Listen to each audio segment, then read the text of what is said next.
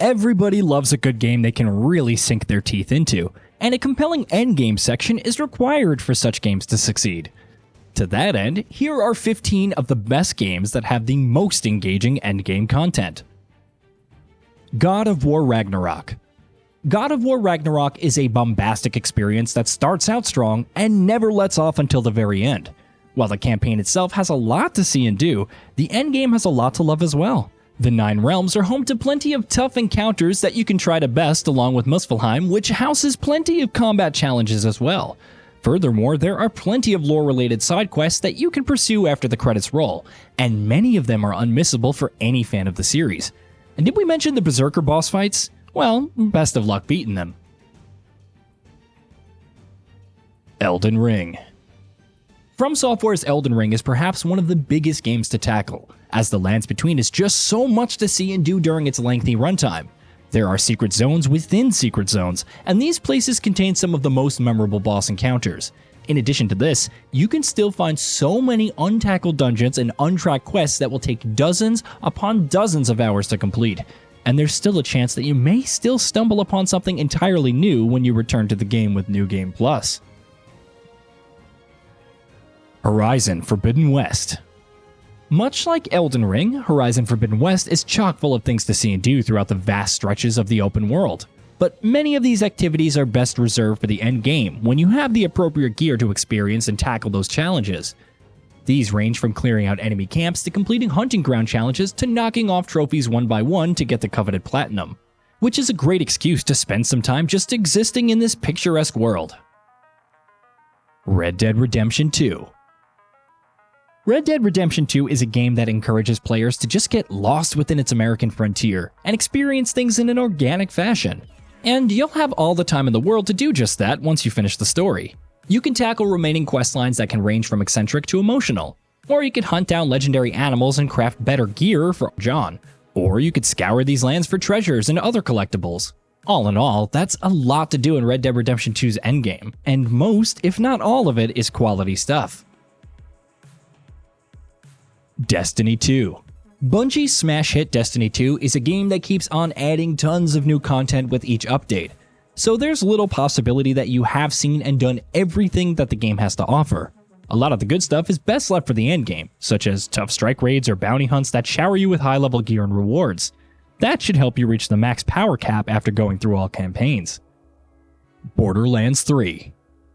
While the Borderlands series has great campaigns that feature plenty of witty jokes and enjoyable fights, most would agree that the endgame is where the real looting shooting happens, and Borderlands 3 is no different in this regard. There are raid bosses that need to be defeated, mayhem mode that can be conquered, high-level side quests that can be tackled, and so much more that make Borderlands 3 an experience that just keeps on giving. Nioh 2. Nioh 2 builds upon the foundations of the smash hit original and features white-knuckle combat scenarios that demand the players have perfected the art of blocking and striking to best its tough challenges. But those with a hankering for some more challenges could try upping the difficulty, which will reward you with exotic weapons and gear for all of the effort you put in.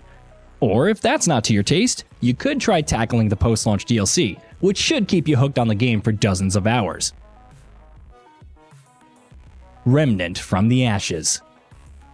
Remnant from the Ashes is a game that encourages you to play through it multiple times, primarily because of the randomly generated levels and side dungeons that can house different bosses with each run. But once you roll the credits, you get access to an adventure mode that lets you tackle smaller sections of the game in isolation, which is a great option for those wanting to acquire all weapons in the game.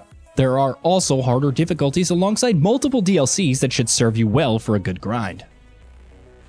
Monster Hunter World. At its core, Monster Hunter World is all about exploring the vast maps in search of monsters to hunt and farm, which will help you in acquiring a higher hunter rank.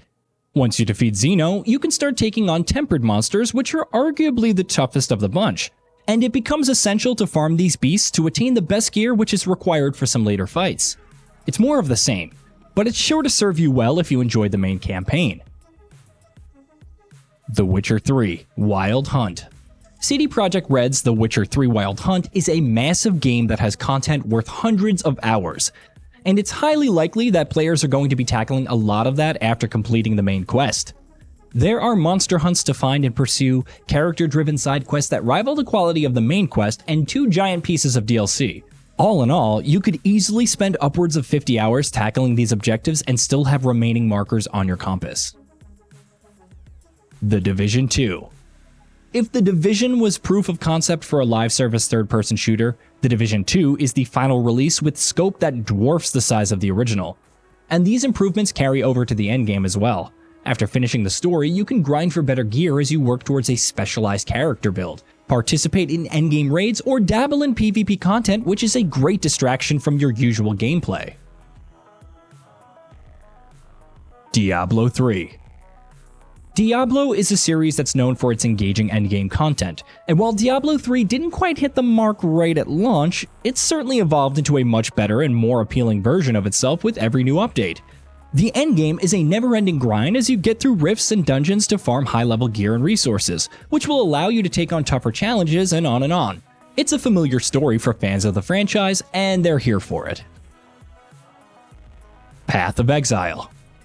Grinding Gear Games' Path of Exile features a really extensive endgame system, thanks to the Atlas component that mixes and matches content from the single-player campaign to provide tougher challenges and bosses for those who want to reach the max level.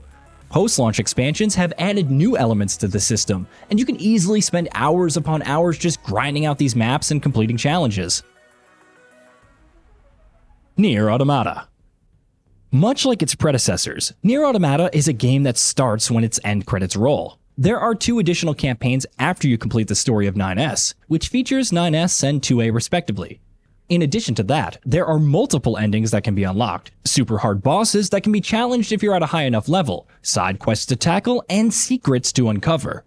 It's a massive experience with plenty of variety in its endgame content, which makes it a game that's worth investing your precious time into. Valkyria Chronicles 4.